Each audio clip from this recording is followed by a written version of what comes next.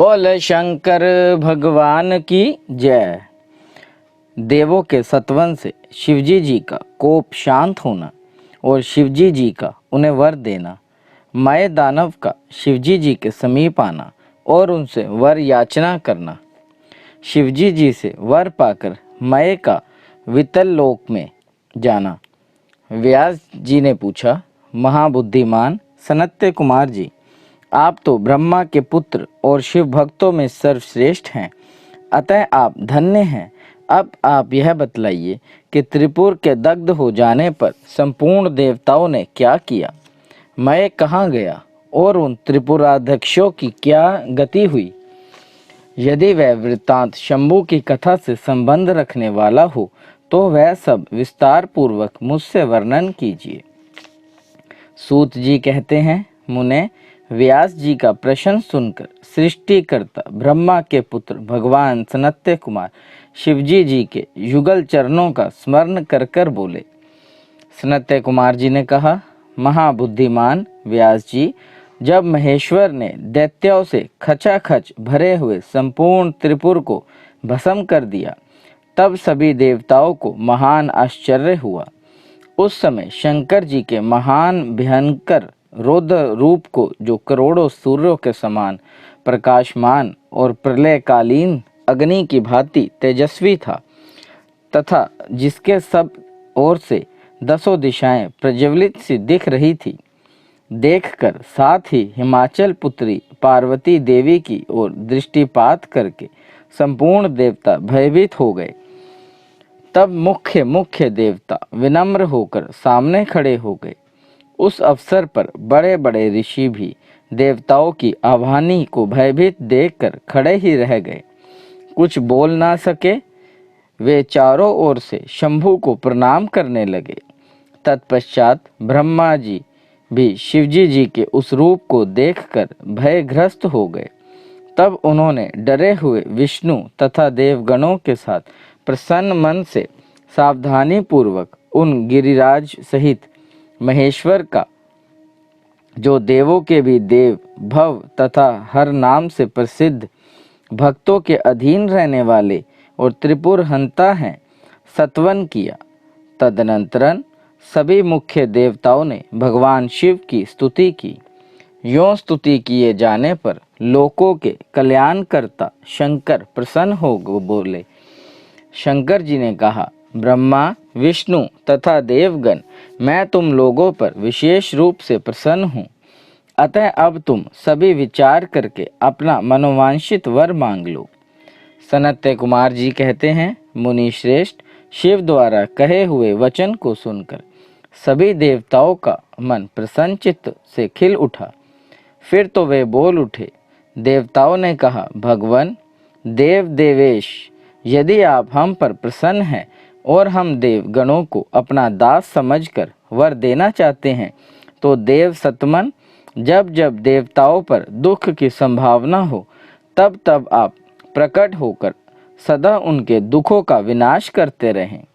सनत्य कुमार जी कहते हैं, महर्ष, जब ब्रह्मा, विष्णु और देवताओं ने भगवान रुद्र से ऐसी प्रार्थना की, तब वे शांत और प्रसन्न होकर एक साथ ही सबसे बोले, अच्छा, सदा ऐसा ही होगा। ऐसा कहकर शंकर जी ने, जो सदा देवों का दुख हरण करने वाले हैं, प्रसन्नता पूर्वक देवों को जो कुछ अभिष्ट था वह सारे का सारा उन्हें प्रदान कर दिया। इसी समय मय दानव, जो शिवजी जी की कृपा के बल से जलने से बच गया था, शंभु को प्रसन्न देखकर हर्षित मन से वहां आया। उसने विनती भाव से हाथ जोड़कर प्रेम पूर्वक हर तथा अन्यायन देवों को भी प्रणाम किया। फिर वह शिवजी जी के चरणों में लौट गया। तत्पश्चात दानव श्रेष्ठ मय ने उठकर शिवजी जी की ओर देखा। उस समय प्रेम के कारण उसका गला भर आया और वह भक्तिपूर्ण चित्त से उनकी स्तुति करने लगा। द्विज श्रेष्ठ मय द्वारा किए हुए सत्वन को सुनकर परमेश्वर शिव प्रसन्न हो गए और आदर पूर्वक उससे बोले। शिवजी जी ने कहा, दानव श्रेष्ठ मय, मैं तुझ पर प्रसन्न हूँ, अतः तू वर मांग ले इस समय जो कुछ भी तेरे मन की अभिलाषा होगी मैं उसे अवश्य पूर्ण करूँगा। सनत्य कुमार जी कहते हैं, मुने, शंभु के इस मंगलमय वचन को सुनकर दानव श्रेष्ठ मय ने अंजलि बांधकर विनम्र हो उन प्रभु के चरणों में नमस्कार करके कहा। मैं बोला, देवादिदेव महादेव, यदि आप मुझ पर प्रसन्न है और मुझे वर पाने का अधिकारी समझते हैं तो अपनी शाश्वती भक्ति प्रदान कीजिए। परमेश्वर, मैं सदा अपने भक्तों से मित्रता रखूं, दीनों पर सदा मेरा दया भाव बना रहे और अन्याय दुष्ट प्राणियों की मैं उपेक्षा करता रहूं। महेश्वर, कभी भी मुझ में आसुर भाव का उदय ना हो। नाथ, निरंतर आपके शुभ भजन में तलीन रहकर निर्भय बना रहूं। सनत्य कुमार जी कहते हैं, व्यास जी, शंकर तो सबके स्वामी तथा भक्त वत्सल्य हैं। मैंने जब इस प्रकार उन परमेश्वर की प्रार्थना की तब वे प्रसन्न होकर मैं से बोले। महेश्वर ने कहा, दानव सतमन, तू मेरा भक्त है, तुझ में कोई भी विकार नहीं है, अतः तू धन्य है। अब मैं तेरा जो कुछ भी अभिष्ट वर है वह सारे का सारा तुझे प्रदान करता हूँ। अब तू मेरी आज्ञा से अपने परिवार सहित वितल लोक को चला जा, वह स्वर्ग से भी रमणीय है। तू वहाँ प्रसन्न चित्त से मेरा भजन करते हुए निर्भय होकर निवास कर। मेरी आज्ञा से कभी भी तुझ में आसुर भाव का प्राकट्य नहीं होगा। सनत्य कुमार जी कहते हैं, मुने, मैंने महात्मा शंकर की ओर आज्ञा को सिर झुकाकर स्वीकार कर लिया और उन्हें तथा अन्यायन देवों को भी प्रणाम करके वह वितल लोक को चला गया। तदनंतर महादेव जी देवताओं के उस महान कार्य को पूर्ण करके देवी पार्वती अपने पुत्र और संपूर्ण गणों सहित अंतर्ध्यान हो गए। जब परिवार समेत भगवान शंकर अंतर्हित हो गए तब वह धनुष, बाण, रथ आदि सारा उपकरण भी अदृश्य हो गया। तत्पश्चात ब्रह्मा, विष्णु तथा अन्यायन देव, मुनि, गंधर्व, किन्नर, नाग, सर्प, अप्सरा और मनुष्यों को महान हर्ष प्राप्त हुआ। वे सभी शंकर जी के उत्तम यश का बखान करते हुए आनंद पूर्वक अपने अपने स्थान को चले गए। वहां पहुंचकर उन्हें परम सुख की प्राप्ति हुई। महेश, इस प्रकार मैंने शशि मौली शंकर जी का विशाल चरित्र और त्रिपुर विनाश को सूचित करने वाला तथा परमोत्कृष्ट लीला से युक्त है सारे का सारा तुम्हें सुना दिया। बोले शंकर भगवान की जय। दंभ की तपस्या और विष्णु द्वारा उसे पुत्र प्राप्ति का वरदान, शंखचूड़ का जन्म, तप और उसे वर प्राप्ति, ब्रह्मा जी की आज्ञा से उसका पुष्कर में तुलसी के पास आना और उसके साथ वार्तालाप, ब्रह्मा जी का पुनः वहां प्रकट होकर दोनों को आशीर्वाद देना और शंखचूड़ का गंधर्व विवाह की विधि से तुलसी का पानी ग्रहण करना। बोले शंकर भगवान की जय। तदनंतर जलंधर की उत्पत्ति से लेकर उसके वध तक का प्रसंग सुनाकर सनत्य कुमार जी ने कहा, मुने, अब शंभु का दूसरा चरित्र प्रेम पूर्वक श्रवण करो। उसके सुनने मात्र से शिव भक्ति सुदृढ़ हो जाती है। व्यास जी, शंखचूड़ नामक एक महावीर दानव था जो देवों के लिए कंठक स्वरूप था। उसे शिवजी जी ने रण के मुहाने पर त्रिशूल से मार डाला था। शिवजी जी का वह दिव्य चरित्र परम पावन तथा पापनाशक है।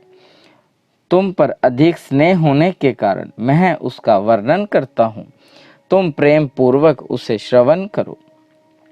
ब्रह्मा के पुत्र जो महर्षि मरीचि थे, उनके पुत्र कश्यप हुए। ये मननशील, धर्मिष्ठ, सृष्टिकर्ता, विद्या संपन्न तथा प्रजापति थे। दक्ष ने प्रसन्न होकर अपनी 13 कन्याओं का विवाह इनके साथ कर दिया।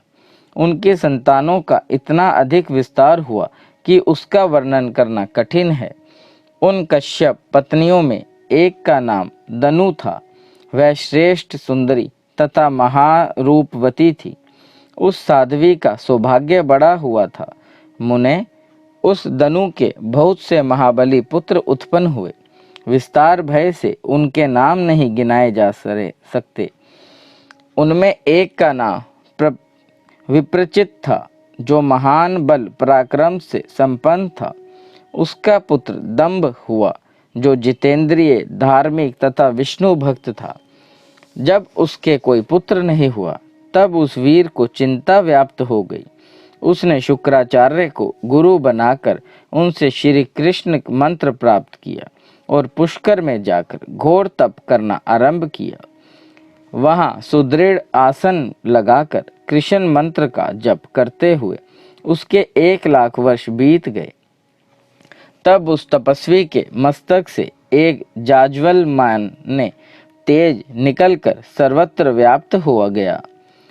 वह तेज इतना दुस्सह था कि उससे संपूर्ण देवता, मुनि तथा मनु संतप्त हो उठे। तब वे इंद्र को अगुआ बनाकर ब्रह्मा के शरणापन्न हुए।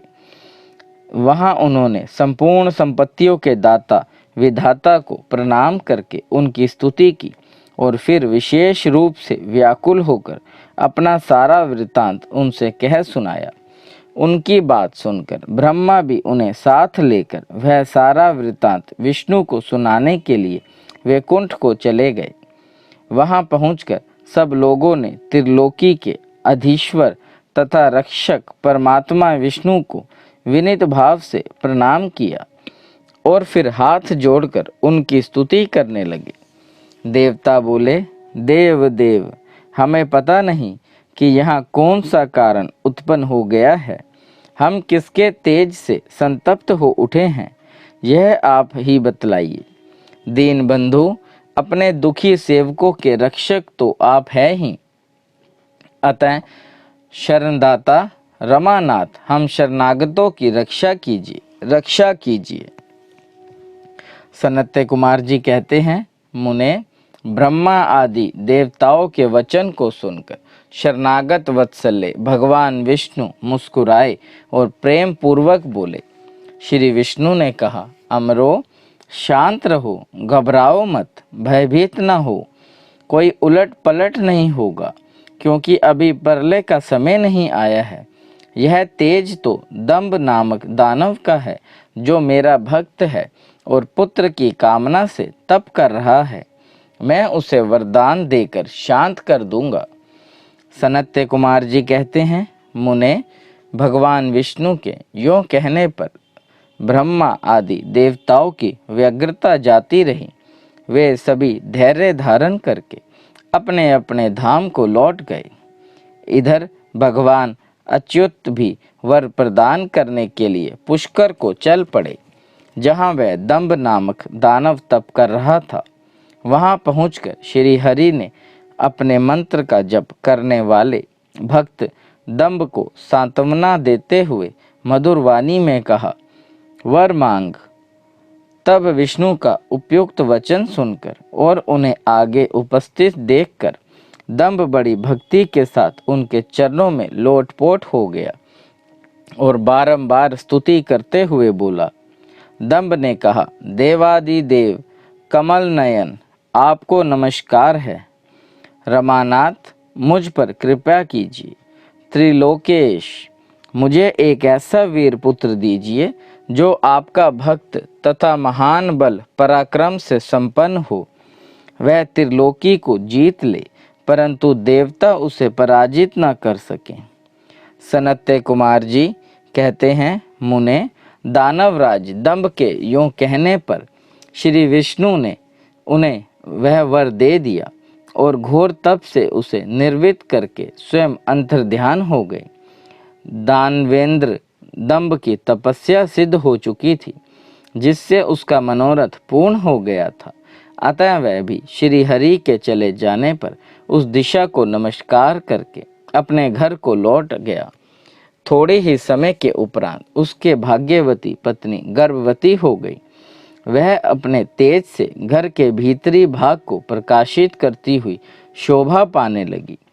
मुने, श्री कृष्ण के पार्षदों का अग्रणी जो सुदामा नामक गोप था, जिसे राधा जी ने शाप दे दिया था, वहीं उसके गर्भ में प्रविष्ट हुआ था। तदनंतरन समय आने पर साध्वी दंभ पत्नी ने एक तेजस्वी बालक को जन्म दिया। तब पिता ने बहुत से मुनीश्वरों को बुलाकर उसका विधि पूर्वक जातकर्म आदि संस्कार संपन्न किया। द्विजोत्तम उस पुत्र के उत्पन्न होने पर बहुत बड़ा उत्सव मनाया गया। फिर शुभ दिन आने पर पिता ने उस बालक का नाम शंखचूड़ ऐसा नामकरण किया।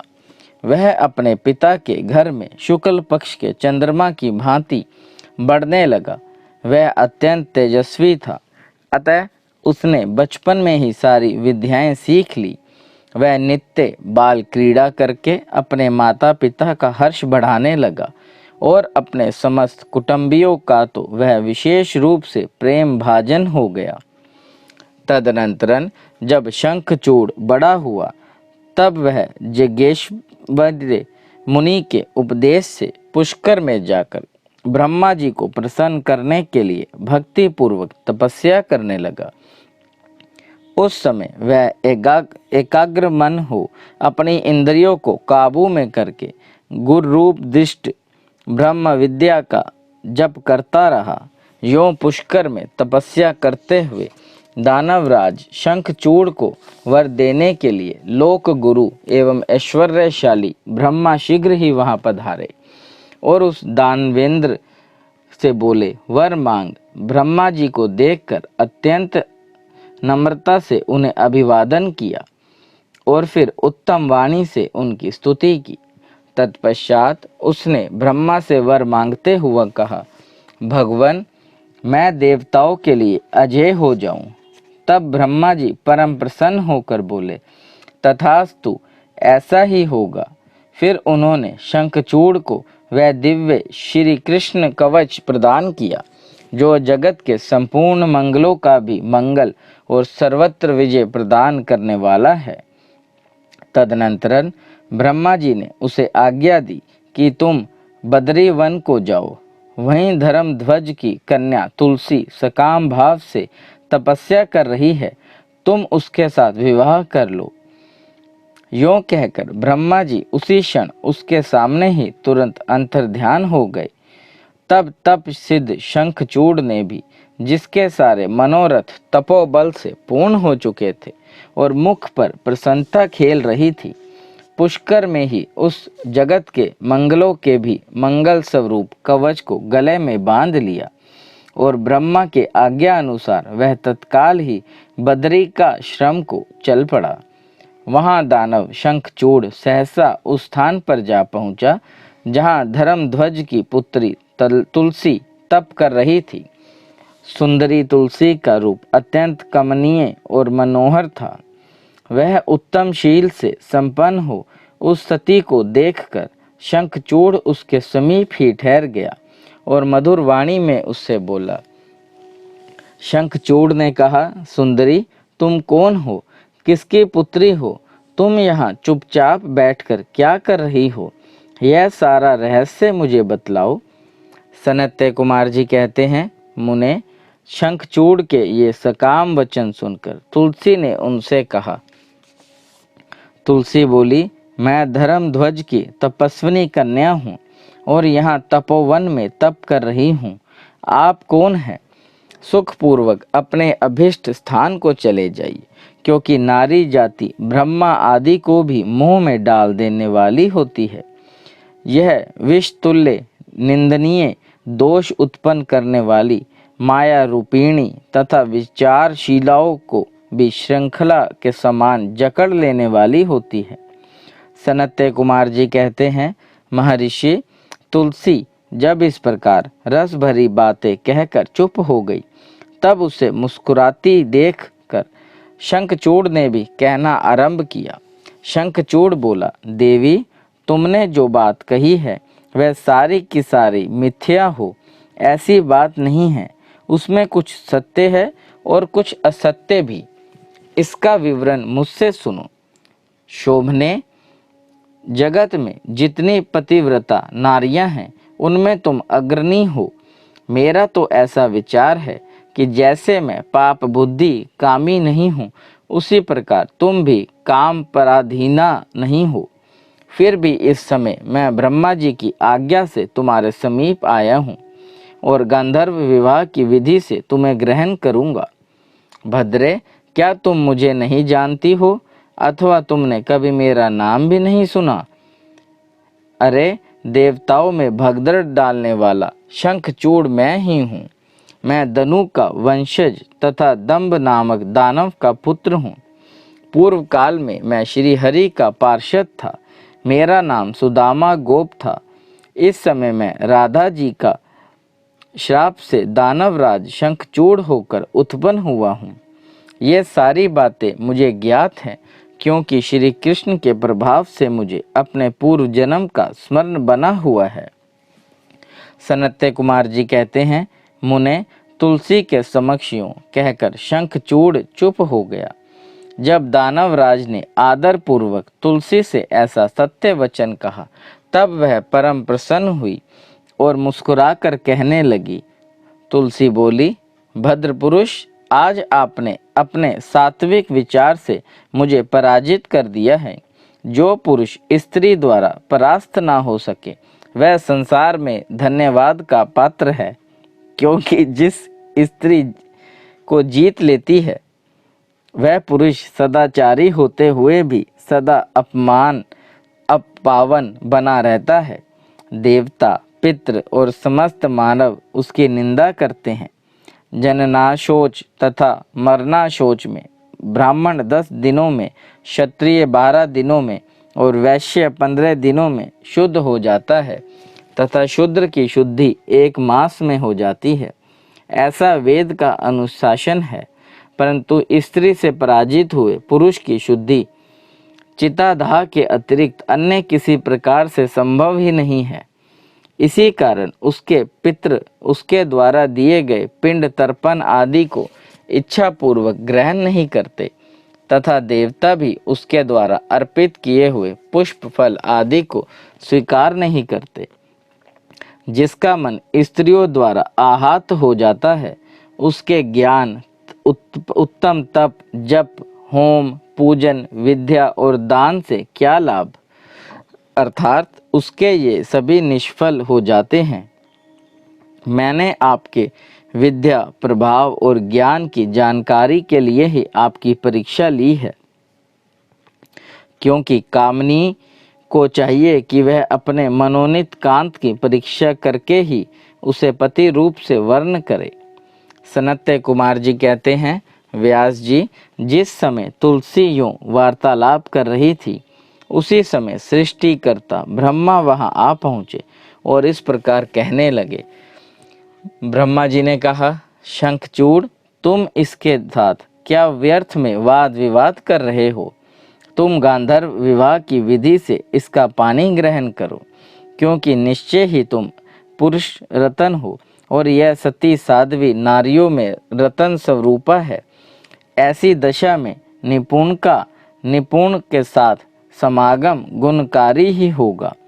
फिर तुलसी की ओर लक्ष्य करके बोले, सती साध्वी तुलसी, तू ऐसे गुणवान कांत की क्या परीक्षा ले रही है? यह तो देवताओं, असुरों तथा दानवों का मान मर्दन करने वाला है। सुंदरी, तू इसके साथ संपूर्ण लोकों में सर्वदा उत्तम उत्तम स्थानों पर चिरकाल तक यज्ञेष्ठ व्यवहार करे। शरीरांत होने पर यह पुनः गोकुल में श्री कृष्ण को ही प्राप्त होगा और इसकी मृत्यु हो जाने पर तू भी वैकुंठ में चतुर्भुज भगवान को प्राप्त करेगी। सनत्य कुमार जी कहते हैं, मुने, इस प्रकार आशीर्वाद देकर ब्रह्मा अपने धाम को चले गए।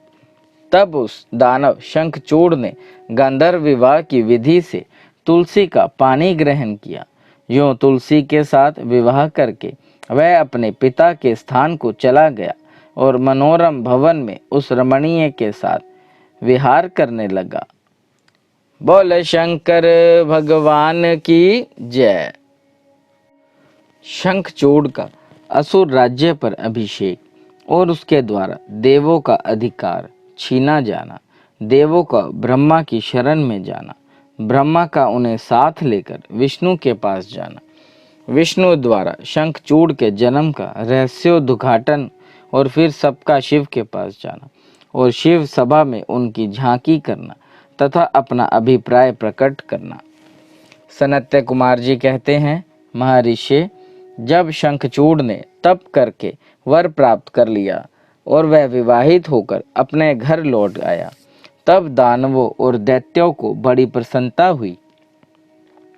वे सभी असुर तुरंत ही अपने लोक से निकलकर अपने गुरु शुक्राचार्य को साथ ले दल बनाकर उसके निकट आए और विनय पूर्वक उसे प्रणाम करके अनेकों प्रकार से आदर प्रदर्शित करते हुए उसका सत्वन किया। फिर उसे अपना तेजस्वी स्वामी मानकर अत्यंत प्रेम भाव से उसके पास ही खड़े हो गए। उधर दंभ कुमार शंखचूड़ ने भी अपने कुल गुरु शुक्राचार्य को आया हुआ देखकर बड़े आदर और भक्ति के साथ उन्हें साष्टांगन प्रणाम किया। तदनंतर गुरु शुक्राचार्य ने समस्त असुरों के साथ सलाह करके उनकी सम्मति से शंखचूड़ को दानवों तथा असुरों का अधिपति बना दिया। दंभपुत्र शंखचूड़ प्रतापी एवं वीर तो था ही, उस समय असुर राज्य पर अभिषेक होने के कारण वह असुर राज विशेष रूप से शोभा पाने लगा। तब उसने सहसा देवताओं पर आक्रमण करके वेग पूर्वक उनका संहार करना आरंभ किया। संपूर्ण देवता मिलकर भी उसके उत्कृष्ट तेज को सहन न कर सके, अतः वे सरम भूमि से भाग चले और दीन होकर यत्र तत्र पर्वतों की कोहों में जा छिपे। उनकी स्वतंत्रता जाती रही। वे शंखचूड़ के वशवृत्ति होने के कारण प्रभाहीन हो गए। इधर शूरवीर प्रतापी दंभ कुमार दानवराज शंखचूड़ ने भी संपूर्ण लोकों को जीतकर देवताओं का सारा अधिकार छीन लिया। वह त्रिलोकी को अपने अधीन करके संपूर्ण लोकों पर शासन करने लगा और स्वयं इंद्र बनकर सारे यज्ञ भागों को भी हड़पने लगा तथा अपनी शक्ति से कुबेर, सोम, सूर्य, अग्नि, यम और वायु आदि के अधिकारों का भी पालन कराने लगा। उस समय महान बल पराक्रम से संपन्न महावीर शंखचूड़ समस्त देवताओं, असुरों, दानवों, राक्षसों, गंधर्वों, नागों, किन्नरों, मनुष्यों तथा त्रिलोकी के अन्य प्राणियों का एक छत्र सम्राट था। इस प्रकार महान राजेश्वर शंखचूड़ बहुत वर्षों तक संपूर्ण भुवनों के राज्य का उपभोग करता रहा। उसके राज्य में न अकाल पड़ता था, न महामारी और न अशुभ ग्रहों का ही प्रकोप होता था। आदि व्याधियां भी अपना प्रभाव नहीं डाल पाती थी। यों सारी प्रजा सदा सुखी रहती थी। पृथ्वी बिना जोते ही अनेक प्रकार के धान्य उत्पन्न करती थी। नाना प्रकार की औषधियां उत्तम उत्तम फलों और रसों से युक्त थी। उत्तम उत्तम मणियों की खदानें थी। समुद्र अपने तटों पर निरंतर ढेर के ढेर रत्न बिखेरते रहते थे। वृक्षों में सदा पुष्प फल लगे रहते थे। सरिताओं में सुस्वादु नीर बहता रहता था। देवताओं के अतिरिक्त सभी जीव सुखी थे। उनमें किसी प्रकार का विकार नहीं उत्पन्न होता था। चारों वर्णों और आश्रमों के सभी लोग अपने अपने धर्म में स्थित रहते थे।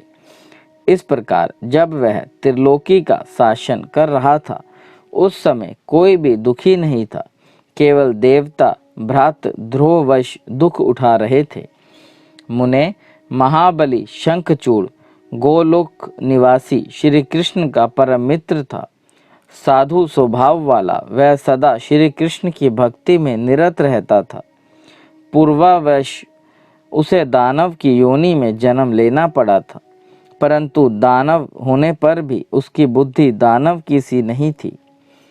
प्रिय व्यास जी, तदनंतर जो पराजित होकर राज्य से हाथ धो बैठे थे, वे सभी सुरगण तथा ऋषि परस्पर मंत्रान करके ब्रह्मा जी की सभा को चले वहां पहुंचकर उन्होंने ब्रह्मा जी का दर्शन किया और उनके चरणों में अभिवादन करके विशेष रूप से उनकी स्तुति की।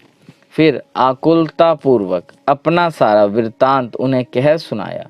तब ब्रह्मा उन सभी देवताओं तथा मुनियों को ठाठस बंधाकर उन्हें साथ ले सत्पुरुषों को सुख प्रदान करने वाले वैकुंठ लोक को चल पड़े। वहां पहुंचकर देवगणों सहित ब्रह्मा ने रमापति का दर्शन किया। उनके मस्तक पर किरीट सुशोभित था, कानों में कुंडल झलमला रहे थे और कंठ वनमाला से विभूषित था। वे चतुर्भुज देव अपनी चारों भुजाओं में शंख चक्र गदा और पदा धारण किए हुए थे।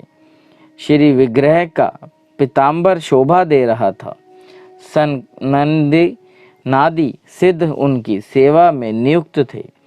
ऐसे सर्वव्यापी विष्णु की झांकी करके ब्रह्मा आदि देवताओं तथा मुनीश्वरों ने उन्हें प्रणाम किया और फिर भक्ति पूर्वक हाथ जोड़कर वे उनकी स्तुति करने लगे। देवता बोले, सामर्थ्यशाली वैकुंठादि पते, आप देवों के भी देव और लोकों के स्वामी हैं। आप त्रिलोकी के गुरु हैं। श्री हरे, हम सब आपके शरणापन्न हुए हैं। आप हमारी रक्षा कीजिए। अपनी महिमा से कभी च्युत न होने वाली ऐश्वर्यशाली त्रिलोकेश, आप ही लोकों के पालक हैं। गोविंद, लक्ष्मी आप में ही निवास करती है और आप अपने भक्तों के प्राण स्वरूप हैं। आपको हमारा नमस्कार है। इस प्रकार स्तुति करते हुए सभी देवता श्री हरि के आगे रो पड़े। उनकी बात सुनकर भगवान विष्णु ने ब्रह्मा से कहा। विष्णु बोले, ब्रह्मा, यह वैकुंठ योगियों के लिए दुर्लभ है। तुम यहाँ किस लिए आए हो? तुम पर कौन सा कष्ट आ पड़ा है? वह यथार्थ रूप से मेरे सामने वर्णन करो। सनत्य कुमार जी कहते हैं, मुने, श्री हरि का वचन सुनकर ब्रह्मा जी ने विनम्र भाव से सिर झुकाकर उन्हें बारंबार प्रणाम किया और अंजलि बांधकर परमात्मा विष्णु के समक्ष स्थित हो देवताओं के कष्ट से भरी हुई शंखचूड़ की सारी करतूत कह सुनाई। तब समस्त प्राणियों के भावों के ज्ञाता भगवान श्री हरि उस बात को सुनकर हंस पड़े और ब्रह्मा से उस रहस्य का उद्घाटन करते हुए बोले। श्री भगवान ने कहा, कमलयोनि, मैं शंखचूड़ का सारा वृत्तांत जानता हूँ। पूर्व जन्म में वह महातेजस्वी गोप था जो मेरा भक्त था। मैं उसके वृत्तांत से संबंध रखने वाले इस पुरातन इतिहास का वर्णन करता हूँ। सुनो, इसमें किसी प्रकार का संदेह नहीं करना चाहिए। भगवान शंकर जब सबका कल्याण करेंगे, गोकुल में मेरे ही रूप श्री कृष्ण रहते हैं। उनकी स्त्री श्री राधा नाम से विख्यात है। वह जगजननी तथा प्रकृति की परमोत्कृष्ट पांचवी मूर्ति है। वही वहाँ सुंदर रूप से विहार करने वाली है। उनके अंग से अद्भुत बहुत से गोप और गोपियाँ भी वहाँ निवास करते हैं। वे नित्य राधा कृष्ण का अनुवर्तन करते हुए उत्तम उत्तम क्रीड़ाओं में तत्पर रहते हैं। वही गोप इस समय शंभू की इस लीला से मोहित होकर पापवश अपने को दुख देने वाली दानवी योनि को प्राप्त हो गया है। श्री कृष्ण ने पहले से ही रुद्र के त्रिशूल से उसकी मृत्यु निर्धारित कर दी है। इस प्रकार वह दानव देह का परित्याग करके पुनः कृष्ण पार्षद हो जाएगा। देवेश, ऐसा जानकर तुम्हें भय नहीं करना चाहिए। चलो हम दोनों शंकर की शरण में चलें। वे शीघ्र ही कल्याण का विधान करेंगे। अब हमें तुम्हें तथा समस्त देवों को कोई निर्भय नहीं होना चाहिए। सनत्य कुमार जी कहते हैं, मुने, यों कहकर ब्रह्मा सहित विष्णु शिवलोक को चले। मार्ग में वे मन ही मन भक्त वत्सल सर्वेश्वर शंभु का स्मरण करते जा रहे थे। व्यास जी, इस प्रकार वे रमापति विष्णु ब्रह्मा के साथ उसी समय उस शिवलोक में जा पहुँचे जो महान दिव्य निराधार तथा भौतिकता से रहित है। वहाँ पहुंचकर उन्होंने शिवजी जी की सभा का दर्शन किया। वह ऊंची एवं उत्कृष्ट प्रभाव वाली सभा प्रकाश युक्त शरीरों वाले शिव पार्षदों से घिरी होने के कारण विशेष रूप से शोभित हो रही थी। उन पार्षदों का रूप सुंदर कांति से युक्त महेश्वर के रूप के सदृश था। उनके 10 भुजाएं थी, 5 मुख और 3 नेत्र थे। गले में नील चिन्ह तथा शरीर का वर्ण अत्यंत गौर था। वे सभी श्रेष्ठ रत्नों से युक्त रुद्राक्ष और भस्म के आभरण से विभूषित थे।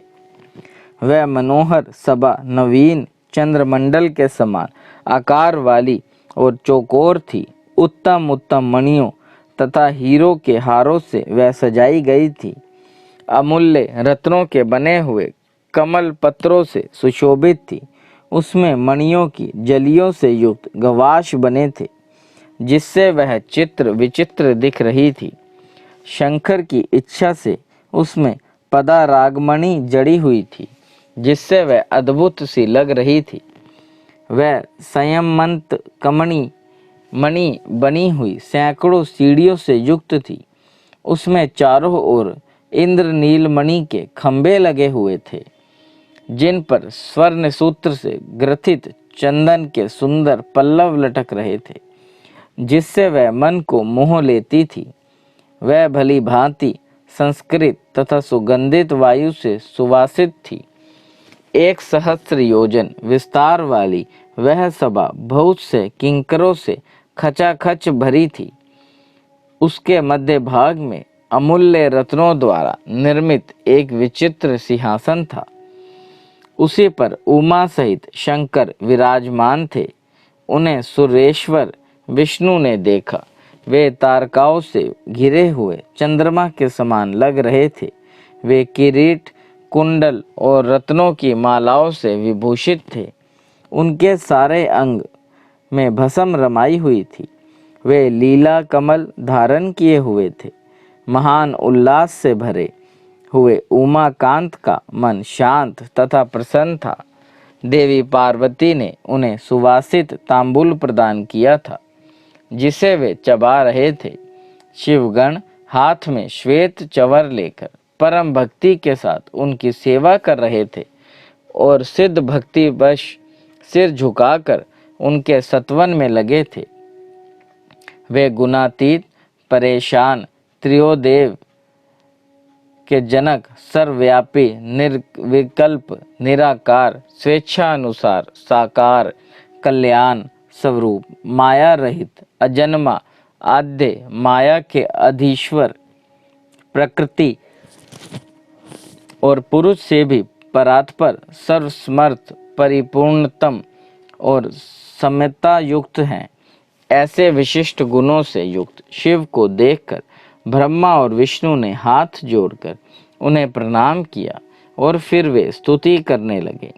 विविध प्रकार से स्तुति करके अंत में वे बोले, भगवान आप दीनों और अनाथों के सहायक, दीनों के प्रतिपालक, दीन बंधु, त्रिलोकी के अधीश्वर और शरणागत वत्सल्य हैं। गौरीश हमारा उद्धार कीजिए। परमेश्वर हम पर कृपा कीजिए। परमेश्वर आप नाथ, हम आपके ही अधीन हैं। अब आपकी जैसी इच्छा हो वैसा कीजिए। बोले शंकर भगवान की जय। देव देव महादेव करुणा निधान भक्त वत्सल्य शिव शंकर भोलेनाथ प्रसन्न होइए त्रिलोकीनाथ। सदैव अपने चरणाविंदों में लगाए रखे, सद्बुद्धि प्रदान करे। सृष्टि के कर्ता धर्ता आपसे ही जीवन, आपसे ही मरण महादेव। बच्चा पुलनहार तुसी बख्शनहार त्रिलोकीनाथ। सदैव अपने चरण कमलों का ध्यान करवाते रहें। पिनाक पानी महेशान कृपा उज्जैनी के राजा हर हर महादेव। शंकर जिनका नाम है, कैलाश जिनका धाम है। मेरे भोले बाबा को मेरा बारंबार प्रणाम है। हर हर महादेव शंभु, काशी विश्वनाथ गंगे। ओम नमः शिवाय।